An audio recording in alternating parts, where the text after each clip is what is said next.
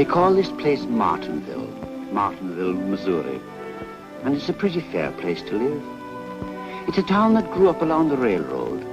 It took its time about doing it. And its people, by and large, are just people. Now, if you'd like to learn something about Martinville, talk to Ed Stevens. Ed'll tell you this town is a truant piece of paradise. But then he beats the drum for the Chamber of Commerce. Today, Ed is in a different mood. This town won't get over it for a long time to come. Always was a kind of a soft touch. Probably he did a lot of good, all right, but everybody took advantage of him. What did he have to show for it?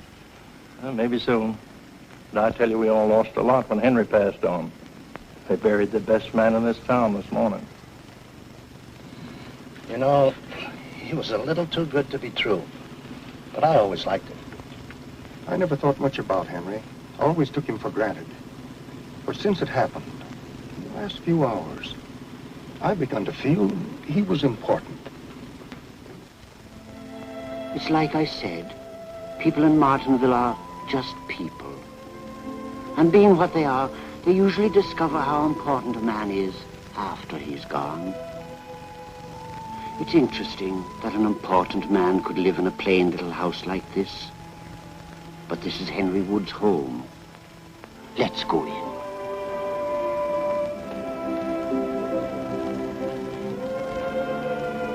I know this family, know it well. I've been their minister for years. Folks hardly ever thought of Henry without Jenny, or of her without him. That's Jenny there. And that's Grandma Wood, Henry's mother. They're taking it well, like all of us expected they would. I'm not worried about them. Nor about the son, Richard. It's the daughter, Mary. She's taking it pretty hard. I'm concerned about her.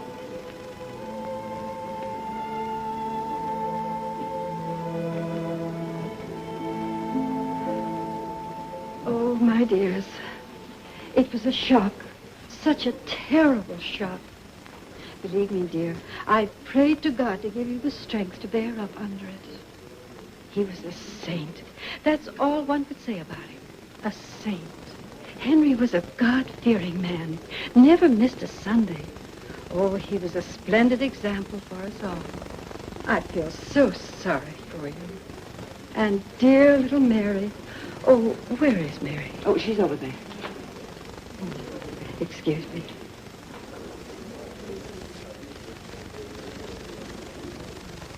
Richard, Mary, I'm sure you both know how I... Yes, Mrs. Arthur, we understand.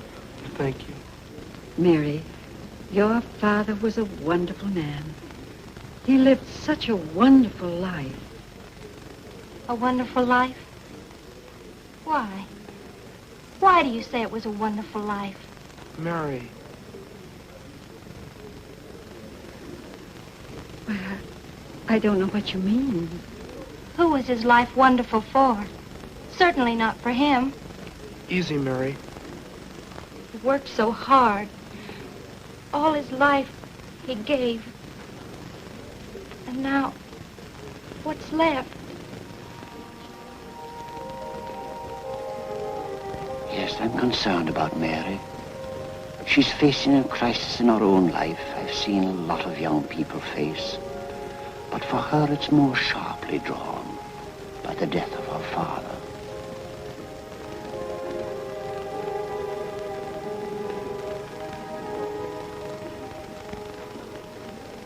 Richard, if there's anything I can do, just come to me. Thank you, sir.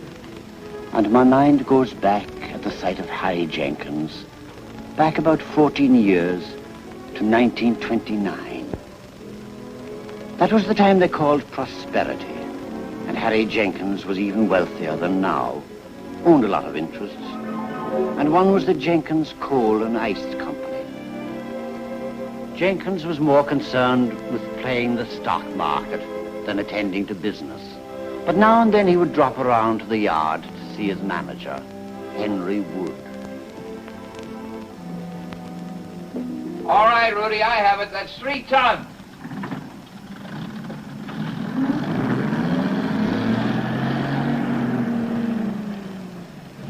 Henry, come here a minute, will you? Oh, hello, Harry. Glad you dropped in. How you been? I've been fine. I never saw you look better. Must be that new garden of yours. Garden has nothing to do with it. It's American Light and Power. Up 13 7/8 today. Henry, why don't you get in on it? Look, I took a nap for an hour this morning. When I woke up, I was $500 richer. That's living. Charlie Moore tells me, and he got it from a Kansas City banker, International Iron. It'll go to 200, and you can pick it up for a song. No, Harry. But you can buy this stuff on margin. It's a living cinch. Nothing is a living cinch but death and taxes. And the fact that whatever goes up must come down.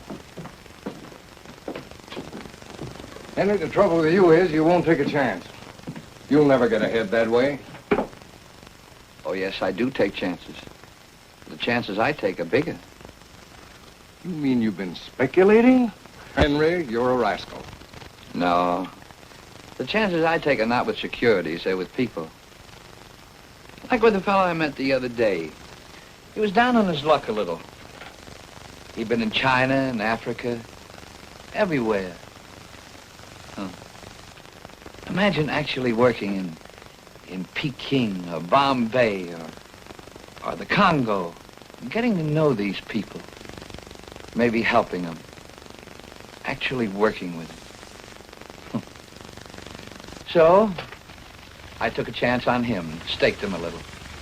Sounds to me like you got stuck again. Well, maybe I did. But you see, I do take chances. On international characters. I'd rather take a chance on a thing like that than on international iron. Henry, can't figure you out. Never could. Well, I've got to get back to my garden. See what else has come up. Oh, wait a minute. Almost forgot what I came in for. Henry, the yard's had a fine year. Never better. Christmas is coming, and I'm giving you a bonus. Now, don't thank me. You deserve it. $250. And if you're smart, you'll put it into international iron. Oh, no. Now, have it your own way. You know where you can reach me. It was the first, the last, the only bonus Henry ever received. Before then, business wasn't good enough. Thereafter, it was awful.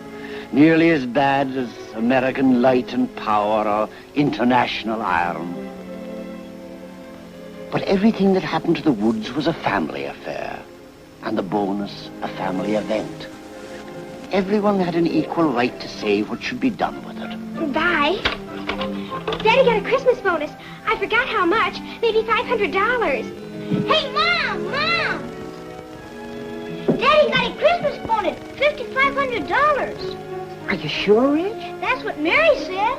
Yeah, Mom. He just called up.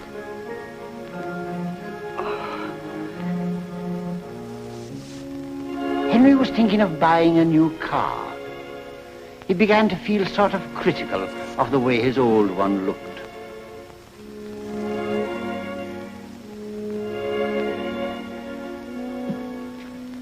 Say, how about a lift, mister? Why, sure, friend. Hop in. Thanks. It was his custom to give people a ride. People he knew, or strangers. It didn't matter. Johnson's the name, Mark Johnson, salesman. Topeka Pipe and Plumbing. Got to catch the 610 for Kansas City. Well, I'm Henry Wood. Glad to have you along, Mr. Johnson. I go right by the station. Say, Mr. Johnson, can you hear the knock on that motor? I believe I do. Say, tell me, does the 610 usually leave on time? Hasn't been late in 4 years. Is that a fact? Well, there's America for you. Yes, sir, what a great land we live in. Don't sell America short, I say. I don't suppose you travel much. No. But I sometimes wish I did. Well, you haven't missed a thing. Not a thing. Outside of the USA, there's nothing on earth worth shaking a stick at. Why, the way the rest of the world lives, it'd make you sick just to see it. No food, no decent places to live, and the plumbing. Oh, brother, that's awful. You've seen a lot of the world, I suppose, Mr. Johnson? Been everywhere. Everywhere from Topeka to Tientsin. But it don't mean a thing. Every country you see is just like the last, except maybe the people talk a different kind of gibberish. I tell you, Wood, most of the people in the world live like animals. No shoes, no soap. Why, they don't even have the things we Americans throw away, and they don't seem to care. I thank God twice a day I wasn't born a foreigner. No, sir. Whatever there is worth having, we've got it right here.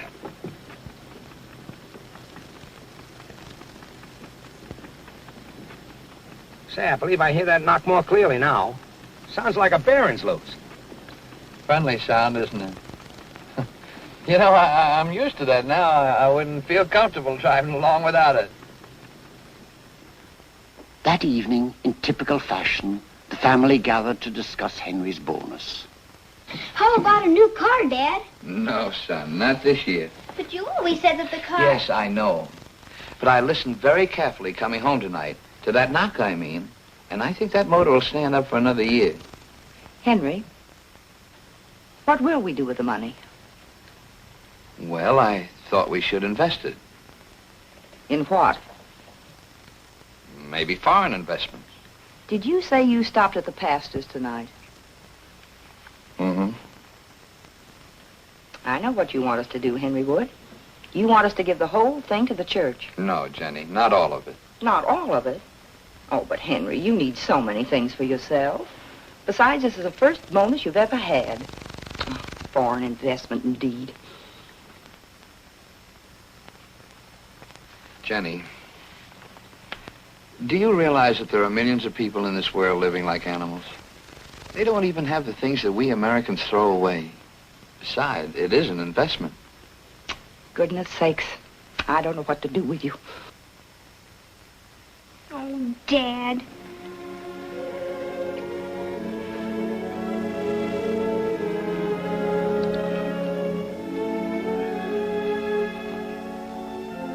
Did we give so much that there was never anything left? Why did we always have to give so much away? Hi, Dad. Hi, Rich.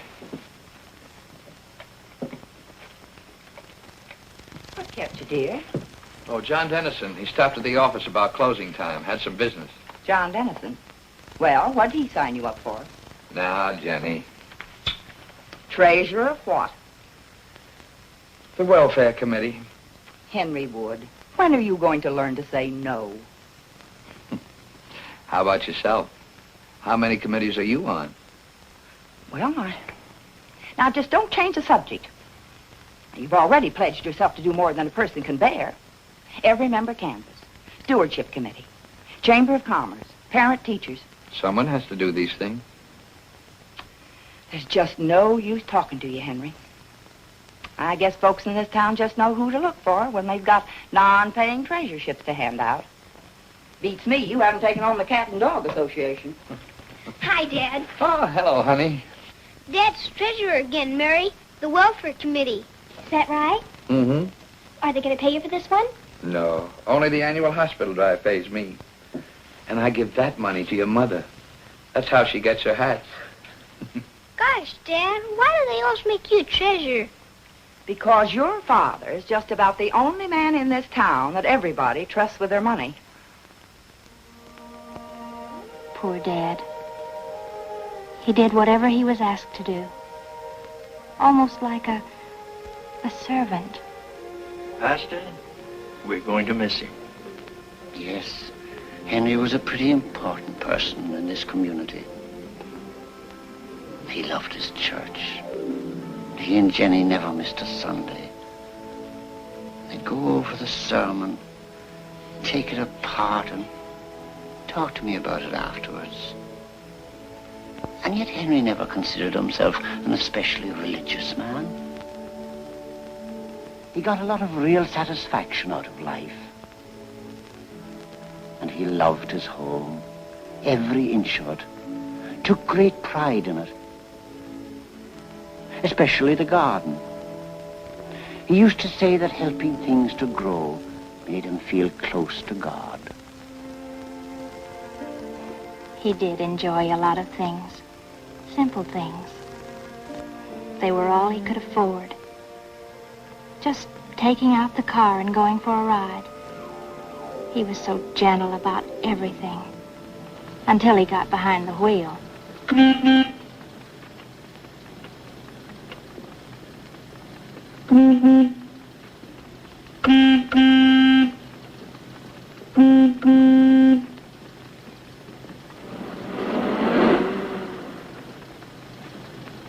Henry, have you gone out of your mind?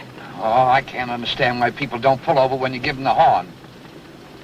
Give anyone a license that can add up to 2. Must have been a woman. It was a man. Then he must be getting orders from the back seat. That's what I mean.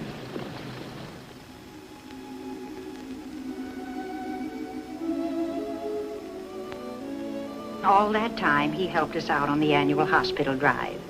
There's just nobody else would be willing to do so much hard work, so well, year after year for no pay. Did you say no pay, Mrs. Stevens? He never got a cent for being treasurer. Not in the 15 years he held a job. A wonderful man. Wonderful for the town. I mean, he was so sure about things. You wouldn't have thought it of Henry. He seemed so easygoing. But I know now he was strong. Stronger than any of us. We depended on him. Well, like during the Depression. This town was hard hit. None of us knew what to do. That's the situation, gentlemen. Things are in bad shape. Anybody any suggestions?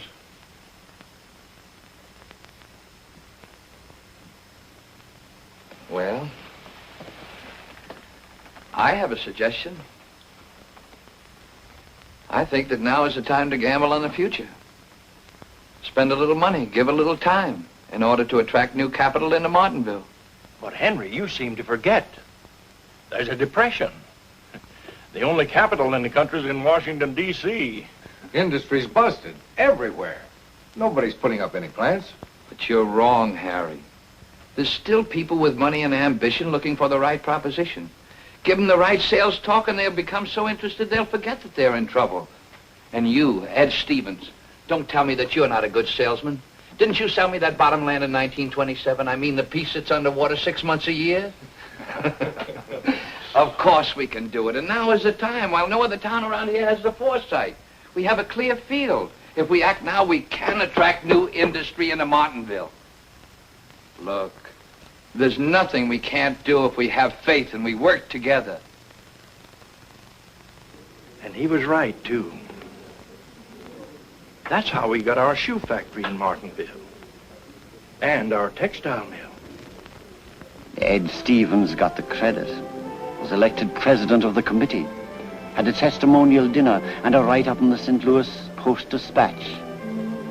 Henry, he wound up being treasurer. Well, Mary, would you fetch a cup of tea for Mrs. Erskine? Yes, Mother.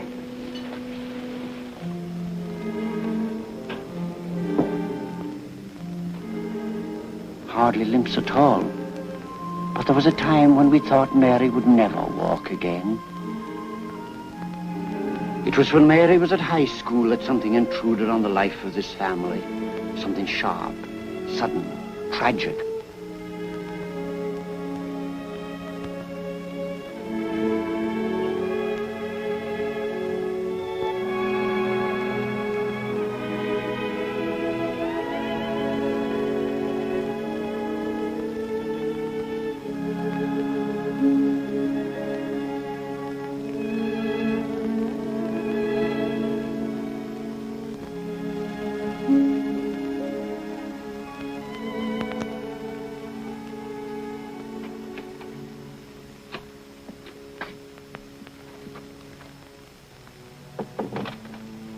I'm afraid Dr. Warren was right. It's infantile paralysis. Oh, no. How bad is it? Very bad, Mr. Wood. Often these cases are... Oh, she has a chance to pull through, but But what? She may never walk again. Or if there's a chance, God will help us find it. If there's a chance, then she'll walk again. Oh, we'll see to it. Tell us what we should do. Well, and so the life of the family changed to meet the challenge. Nearly all that time, energy, money went for Mary. There were examinations by a specialist in Kansas City. Baths at a special pool, expensive, but important if she were to regain the use of her legs.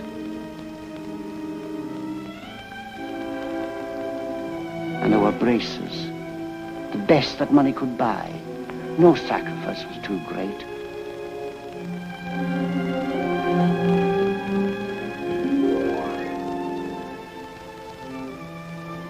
And they worked with her for hours each day, patiently, tenderly, teaching her once again how to walk, praying for the day when she could walk alone.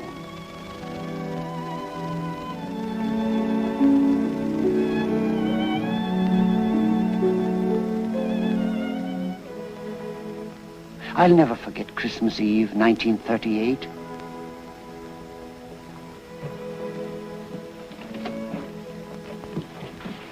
Hello, Pastor. Hi, Richard. Hello, Richard. Hello, Pastor. Good evening, Grandma. Pastor. How are you, Henry? Very well, thank you, Pastor. Son, take the pastor's hat and coat.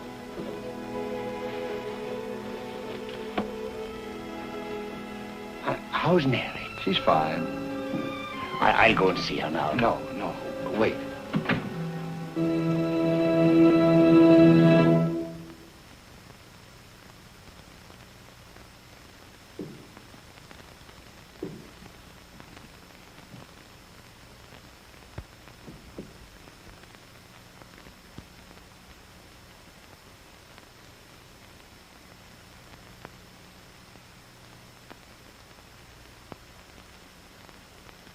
She started down the stairs, alone, the first time since it happened.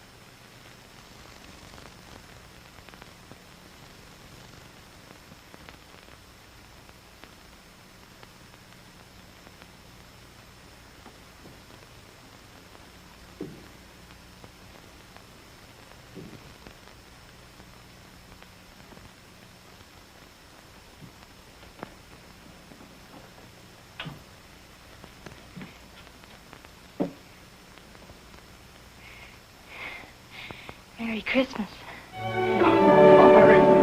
Merry Christmas, Mary. Merry Christmas.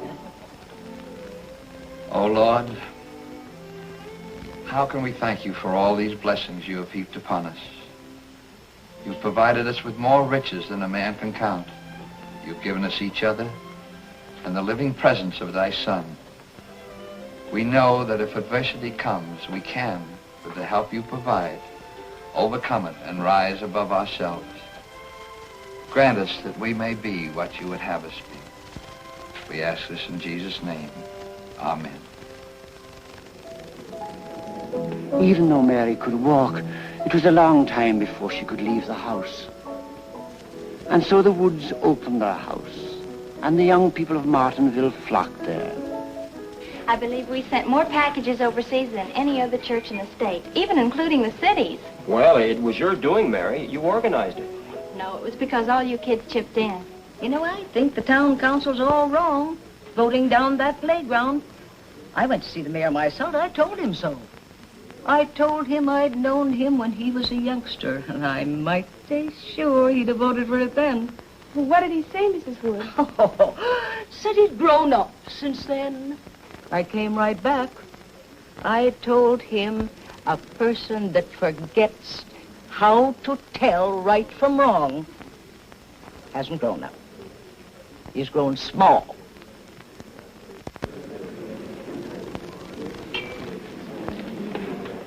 Mary, you're going to the sleigh ride party with me, aren't you?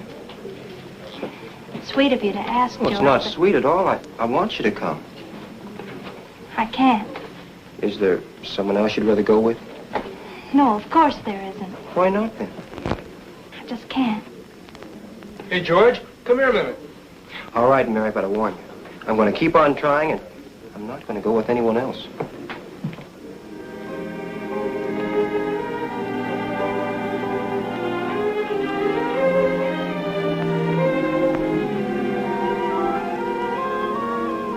Why don't you go, honey? It'll be good for you. Dad, you know I can't. Oh, honey, you can. You can do anything you really want to do. You can be anything that God wants you to be if you'll only have faith. Don't you ever forget that.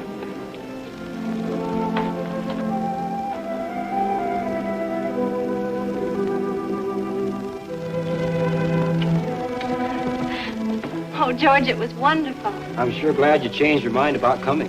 So am I. You know, I was a little afraid to at first. But Dad said I could do anything if I really wanted to. Well, sure you can. Well, good night, George. Good night.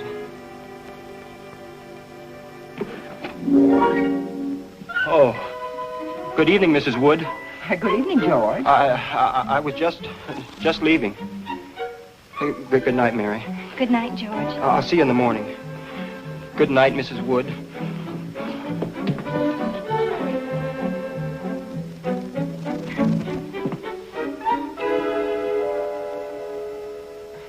Oh, Mary, I'm glad you're going to college, but I'm going to miss you.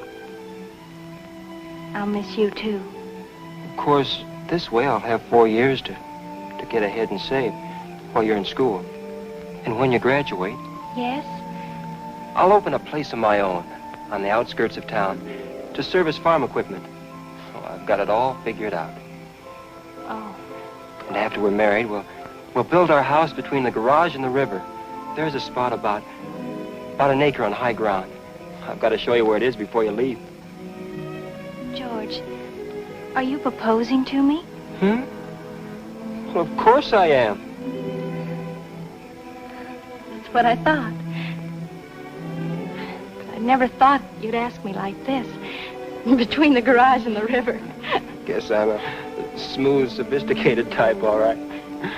Oh, Mary, it'll be wonderful, won't it? Yes. Oh, yes, it will. Mary, do you think it'll work out? I mean, 4 years isn't much time to get a start and make a place in the world. They say they've got too many mechanics in town as it is. And then there's the Army. You'll do it. I know you will. You can be whatever you want to be.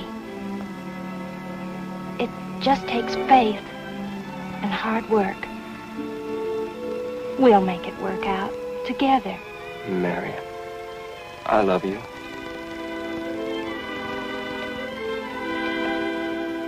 I promise. One day we'll have our dream.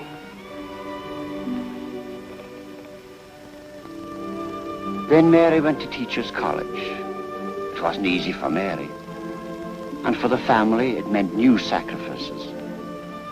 She found it exciting, but somewhat bewildering. You see, she'd been rather sheltered these past few years, grew up in our family's world, and took it to be the way of the whole world. In college, she was encouraged to think for herself. Things she'd been brought up to believe in were questioned here, or dismissed as old-fashioned. Thank you, Bob, but I couldn't go with you tomorrow. Why not?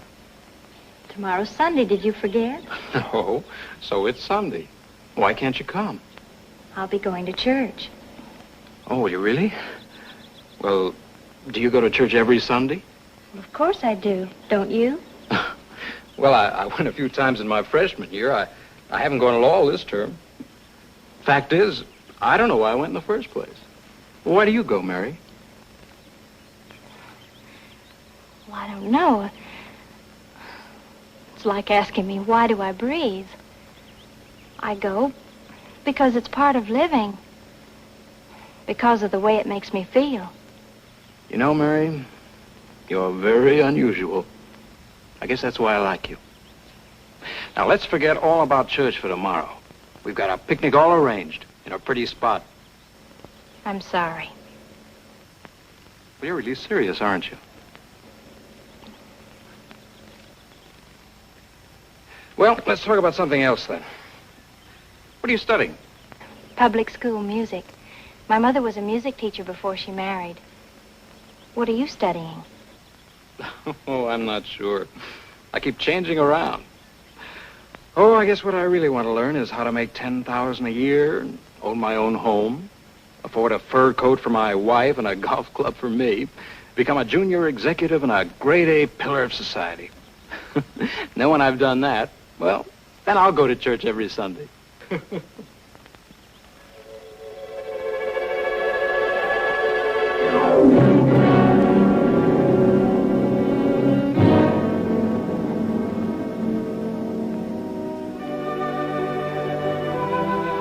What would it mean for George, for Richard, for our dreams, and the hopes and plans of our generation?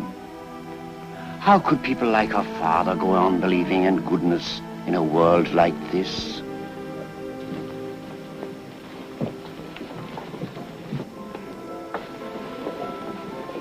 I'll send you all my medals. You keep the gold and silver ones, but don't bother about the bronze. Just throw those away. Oh, George, please be careful. I will, Mary. I'll write you every day. You write, too. You know I will. It'll make it all right out there. I'll write every day.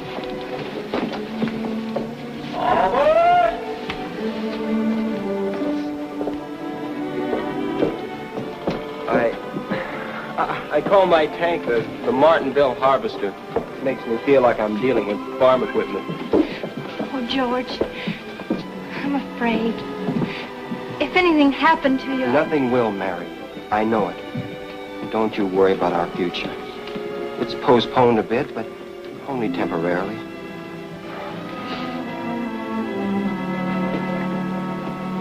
We've got to have faith, Mary. We've just got to.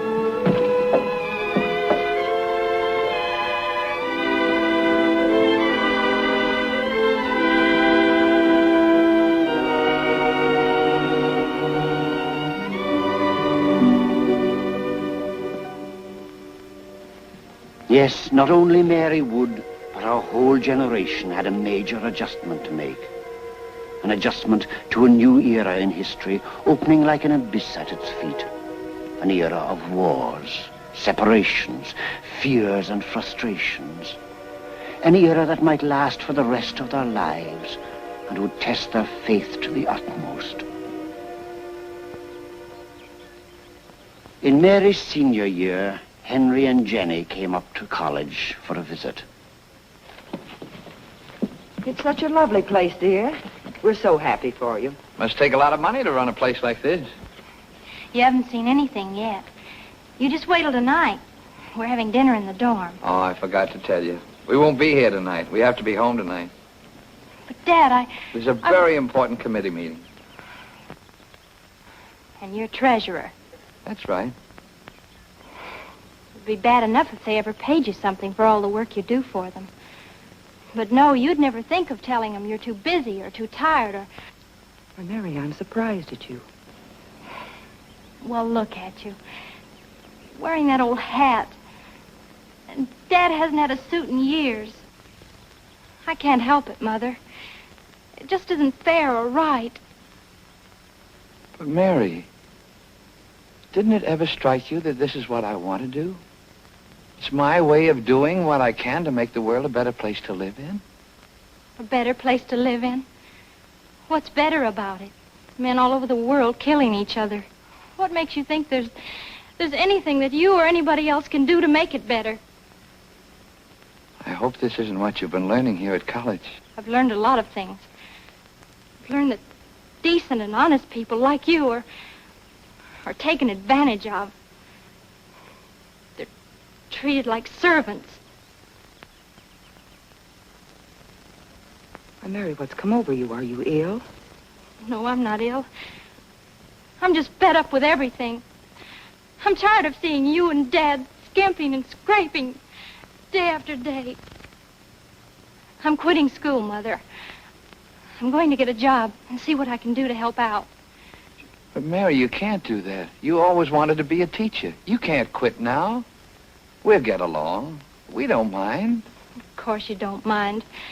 You never did. You've spent your life doing everything for others. What have you got to show for it? Well, I have a wife I love very much. I have a son and a daughter I'm very proud of. I have friends, and I have people that depend upon me. We'll be late for our train if we don't hurry. Sorry, Dad. I just don't know what to say. That's all right, Mary. There was a time when you were so sick that your mother and I had a hard time holding on to our faith, too. But we learned that you can depend upon God to pull you through. And he depends on us, too. He's depending on you, Mary. Have faith. Do your work and finish your studies. There'll be plenty of time to talk about things like this later on. Goodbye, Mary. Bye. Goodbye, darling. All right, Sin.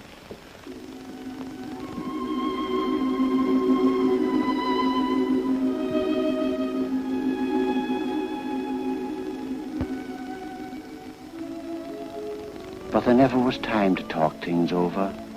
Henry died a few days later in his sleep.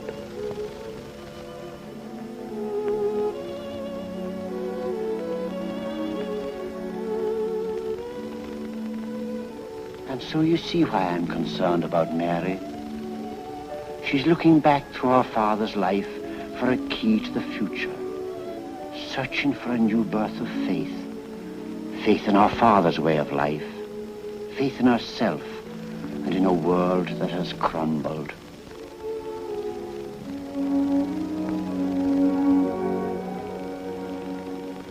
Mary, your father and I were at a meeting the night before he died. He said he'd had an experience recently that made him wonder if the church wasn't failing its young people. He proposed a plan to reorganize our program, improve our church, increase our giving. It was his own idea. He sold us on it, all of us. He said, our boys will be coming back one of these days. They'll be marrying and settling down. Our church has got to be ready to help them with our problems and to show them how to make this world a better place to live in.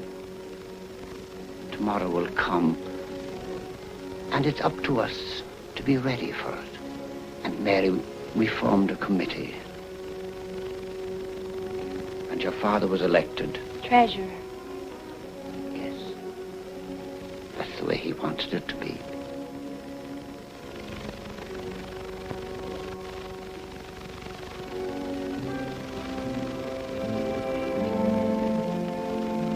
Pastor, there's something we'd like to say. Yes?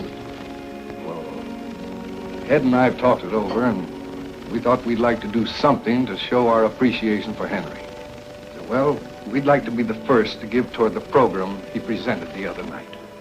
And we'd like to call it the Henry Wood Fund. I don't know anything that would have pleased Henry more.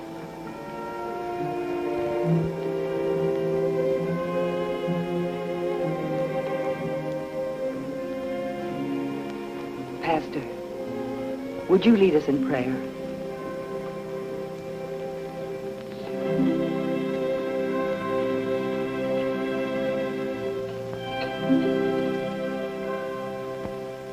Lord, we thank thee for Henry Wood. He's been a blessing to us all. We thank thee for thy plan, which we can see at work in this world.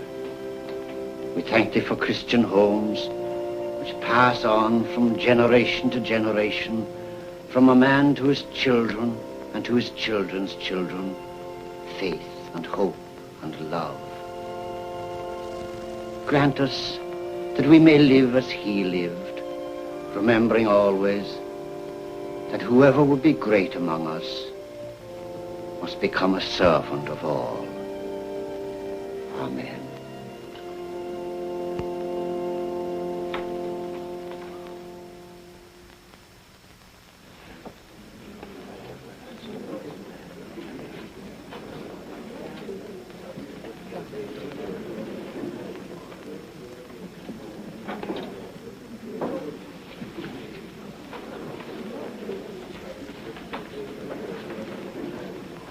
Goodbye, Mary. Goodbye. Goodbye, Rich. Goodbye, Pastor. I know you'll look in on Mom and Grandma while I'm gone. Of course I will. Mom says she wants to start giving music lessons again with Dad's insurance. And I'll be sending my allotment home, too. I think they'll get along. Of course they'll get along. They're that kind of people.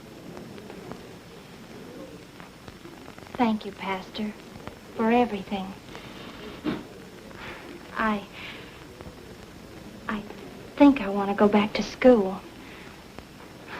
I want to graduate next spring. Then maybe I could get a job teaching here in Martinville. I think that would be very good, my dear. Oh, and Pastor. Yes? Do you think the Henry Wood Fund could use a woman treasurer?